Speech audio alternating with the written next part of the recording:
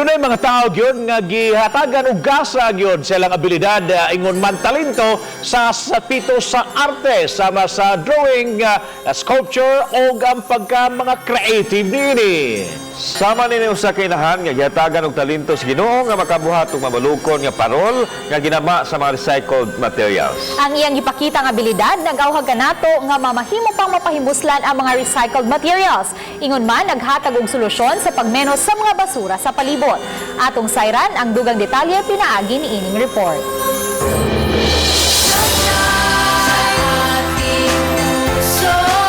Gipalambo ni Rella May Ponce usa ka inahan ang iyang creativity sa paghimo og mga parol.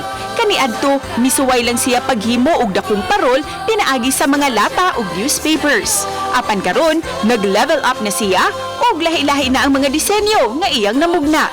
Ang sagad lang sa iyang mga gipamutang mga recycled materials. Sama ni ining mga plastic spoons, pinilo nga mga plastics ug mga plastic bottles. Ug aron mas monindot, iya kining gibutangan og glitters, Christmas balls ug uban pang gikinahanglan. Mano-mano kining gipapilit ug gibutangan og glitters ug ingunani na ang resulta. Last year gasugod, duha ka bata na ako nag-eskwela, gipapasok lantern. Nagustuhan sa mga maestra, wala na lagi uli, gipanghayo na. Apan gawas sa mga parol, may mga ginansili usab siya nga hinimo.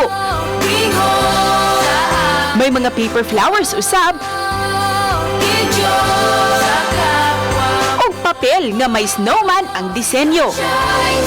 Matud ni Rella nga mahiligon na siya sa arts kaniadto pa. O gani karon usa na kini sa iyang mga panikay-sikay. Dugay na jud ko kuan nga kamao jud ko ani kanaminani nga about arts nga nya. Sa una, wa pa ko'y time kay gagmay pa man ang mga bata, pero karon ni todo-todo na ko. Uban ni Lian Singkulan o Cleofer Lumayag, Cecil Kibod Castro, Balitang Bisdak.